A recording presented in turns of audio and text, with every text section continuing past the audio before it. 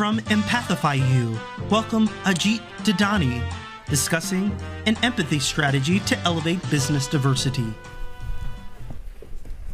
Good morning, everybody. Raise your hand if you can hear me. Let's stretch that out a little bit. Come on, let's stretch that out. I'm not going to have you stand up, but let's stretch that out a little bit and pull it in real tight. Stretch those muscles as if you got it in your hands. Ah, I love it. That's called isometrics, those of you wondering. So my name is Ajit Dodani. Can you hear me? Give me a thumbs up. If it's too loud, you can lower the volume, I believe. But if you're good, you're good. Thank you for being here. I'm fondly known as the CFO that speaks empathy and KPIs in the same sentence. I'm an empathy strategist, and whenever I say that, people turn around and go, who?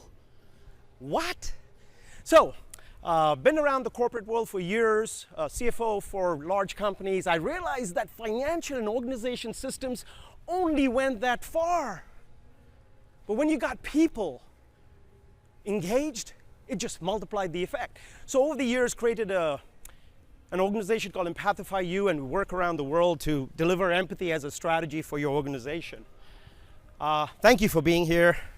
So let's start with a story. I'll take you back to a city called Pune, India. Anybody heard of that? No, some of you have. I love you. Okay, so I was born in this little place, and every summer in the monsoons, I'm like 14 years old. I'll run out into my neighbor's backyard with a bunch of friends, and we'd have this catapult, stone logged in, and we'd go and try to break those mangoes off the tree. We'd miss most of the time, but then we'd hit that one shot. Anybody remember hitting that one shot where it hits the mango at the right place, it falls down? We'd run into his backyard, we'd grab that mango, and he'd come out with his cricket bat, get out of my yard, and we'd run down that alleyway with that sweet mango. What I learned over the years is when you use a catapult, the more you look inside and the more you pull it towards yourself, the further the impact of that rock went. So similarly, as we navigate our $1 trillion goal collectively, that $1 trillion goal is not going to happen us looking outside and looking for other people to help us along the way. We as organizations, we as MBEs, we as minority suppliers, and diversity officers and companies, we need to look inside within ourselves, because the more we look inwards, the further the impact goes. So what is an empathy strategy, you ask, sir? So here's the definition. I want to read this real slow for you. Once I know who I am, and I empathize and learn to respect who you are, we are able to respectfully sit at the same table. Very important, bringing our whole selves to solve any problem that comes our way. With a raise of hand, tell me, this is simple but hard. Please tell me if you get it. It's simple but difficult. It takes a lot of guts to accomplish this. So before some of you dismiss me, oh, another guy talking empathy. Stop it! How much empathy can I have? Let me tell you about the kind of empathy I'm talking about. Not emotional empathy, not cognitive empathy. I'm talking about compassion empathy, that when you feel empathy, you do something with that emotion that's created in you. And in our framework at EmpathifyU, we have 4 cornerstones, and if I can tell you a tip that you can take back tomorrow to your workforce, is when you're talking to people in your organizations, you can be an empathetic leader as long as you have accountability, communication, relationships, and problem solving as 4 pillars that hold it together. Too much empathy is bad for you. I said it. Some of you are like, oh, thank you for saying that. Too much empathy is bad for you, but the right amount of empathy deployed at the right time can completely transform your sales organization, your innovation organization, every part of your company. So, why empathy? You know, I think some of you know what happened in the last few years. Anybody deeply aware of what's happened in the last few years? Please keep your hand up if you know somebody that's been hurt mentally. Keep your hand up. Keep your hand up if you know somebody that's been hurt financially. Raise your hand higher if you know somebody who's really, really, really going through it still. Thank you for not denying that didn't happen. That level of human variance, let's take, for example, mental health and sexual identity. These are 2 areas where we had awareness. In 2019, there was mental health issues. But what's the awareness now? Like this. Sexual orientation. We had awareness. It's like this right now. I don't even talk about political and social awareness. And the spectrum, and then the neurodiverse spectrum. I have a niece that's on the spectrum. I do this work because it matters for her. She's 7 right now. By the time she gets into the workforce, I want to create that workforce that's safe for her. Thank you.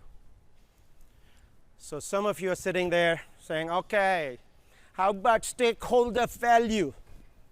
Here you go, here are the numbers. If you don't address empathy, you don't bring empathy strategically in your organization, you're losing money.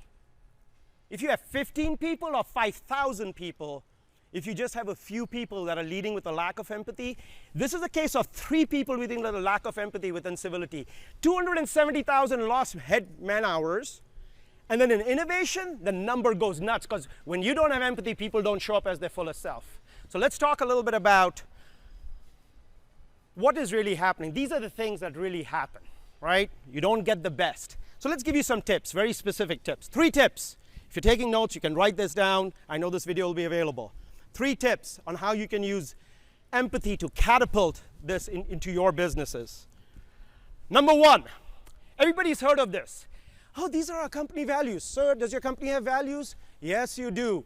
You know, one would assume that decisions are being based on our company values, but do you know how really decisions are being based? Based on the person's individual shadow values. In the finance industry, when I was 26 years old, I was very insecure CFO with a group of accountants. My word was innovation, but you know what my shadow value was? Control. So, sir, did I have any innovation happening? Nope. But they were scared that I would not ever put the light on them. That was me. So identify your shadow values. Encourage deep storytelling. So I want to tell you a story. I'm a C-suite member of a large organization, and I'm working with a procurement officer, billion-dollar company. He was not a supplier diversity procurement officer, he was a procurement officer. I want to make that claimer. 8-10 years ago, talking to him, we started doing business on the phone. Millions of dollars going back and forth. Ajit, oh my God, you're one of our best clients. Baba boom, baba bee, baba ba. 2 years later, we made it at a trade show. Oh my God, so good to meet you. This is awesome. You're one of our best. You've been doing so well. We're going to highlight you at the next. Ouch. We end up at the late night at the bar. Late night at the bar, and he gets hammered. This is a true story. He gets hammered beyond hammered. And in the middle of the bar, he turns to me and says, you know, what kind of name is this Ajit thing? I could never introduce you to my hunting friends. And I hope you have a gun in your house, because when the shit goes down, I'm coming after you. This was a procurement officer in front of 12 other white men around me that said that to me. Every MBE in this room has a story like that, said or unsaid. They live within us. You know what I did that night? I journaled. And I took my company from gear 3 to gear 7 to nitro. I said, this is my time to show up and make a change. Because the shadow value that lived inside this man, yeah, we did great, but he never let me live my potential. Today, I get blessed to live my potential because I surround myself with people that allow me to live my story, and they can live their story. And if they have any shadow values, I don't need that relationship. Thank you, sir.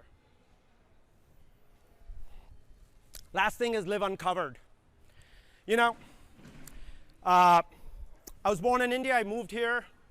And I had an accent when I moved. I went to a British school, so I had this really weird British, Hindi, English accent that was almost cool, sir. Really cool. If you met me, like, you're exotic. Anyways, but sometimes you wouldn't understand a few words I said. What that did is I remember becoming a CFO for United Colors of Benetton. I was 26 years old, walking into systems and conferences. 25 years ago, I was the only brown CFO. 900 amazing people, but they were all of a different color.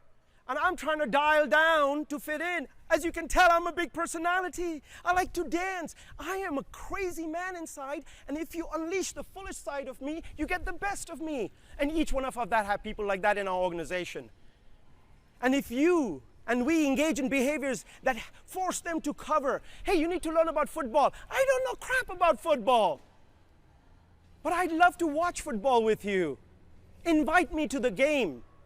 Don't mock me for not having played football. Help me live uncovered.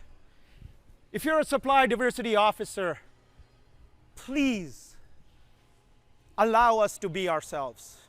We want to show up as our beautifully broken, different selves. I want to show up with my accent.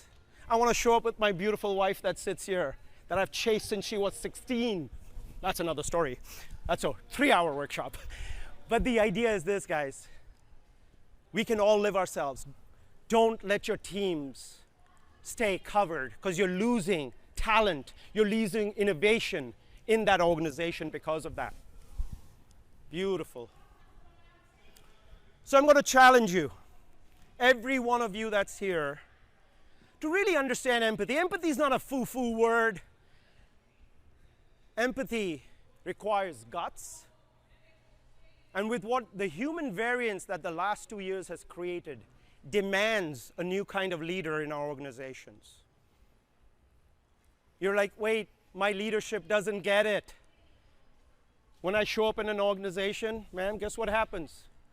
12 people sitting on the board. 2 of them love me. Oh my God, finally I can be myself. 8 of them are like sitting in the middle like, I don't know what to do. This sounds good, but should I believe? I won't look cool. I'm a command and control kind of leader. If I say empathy, would I appear soft? And then a bunch of them just don't like me at all. And here's what I tell them. You know what I tell them? Sir, if you listen to me, I know you don't like me right now that much, but you're interested in shareholder value to increase. Is that your role?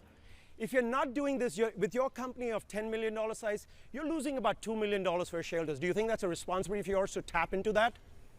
Oh, and by the way, if you listen to me, probably in your bonuses, you could buy yourself a new yacht this year. As soon as I say that, guess what's happened, sir? I'm in! That's what we do. We link empathy to key business performance indices in your organization. So as this last slide comes up, I'm going to talk to you about one power. If you follow me on LinkedIn, I'd love to connect with you. I talk about the power of the breath, the power of attention. Do you know in our lives right now, in 1939, listen to this very carefully, everybody, please, just look at me for a second. In 1939, we're taking 4.9 breaths a minute. In 1980, we're taking 7.8 breaths a minute. Do you know in 1921, we're taking 15 breaths a minute. Our amygdala is hyperactivated. We're not able to pay attention. We show up into a meeting and our view is perforated because our mind is everywhere, because we've got trauma going on in our life. We've got social disparate attention around people. And you're sitting in a meeting and you're wondering why people are not innovating. Here's one thing you can take home tomorrow to your workplace. I want everybody to stand with me, please, for a second. I want everybody to stand with me. Please, do that for me, please. I want you to do this. Put your hand down here. Okay, this is called the power of breath. An average person needs 5 breaths a minute. That's it. Anything above that, you're activating your amygdala. We're going to calm your amygdala down right now, okay? So I want you to do this. If you can, if you can't, don't do it. And if breathing can challenge you, please, just take a sigh. But those of you who can, we're going to do a 4-6, 3 times. Are you ready? So we're going to breathe in 4, hold as long as you can, and let out with your mouth, real loud, 6. I will not count. I will just breathe and you'll hear me breathe. Are you ready? Let's go.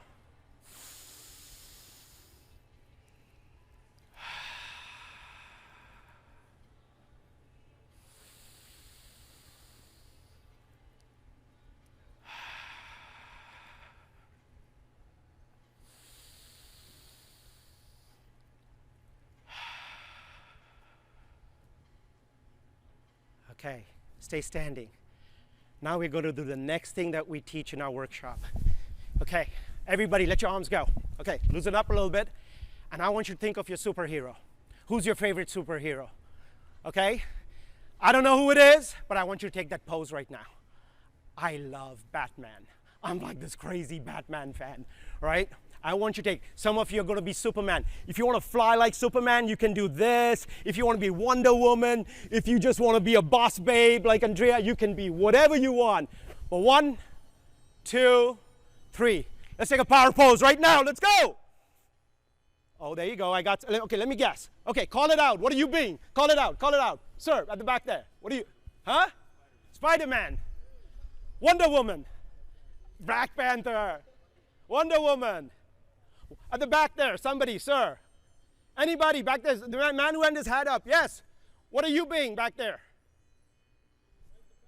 Fight. Oh, there you go. Right here. Anybody? What were you being, sir? Hulk. There you go.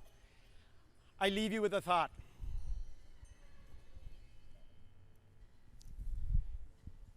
You can change your presence, your story, and your narrative. Nobody can control how you feel, what you feel.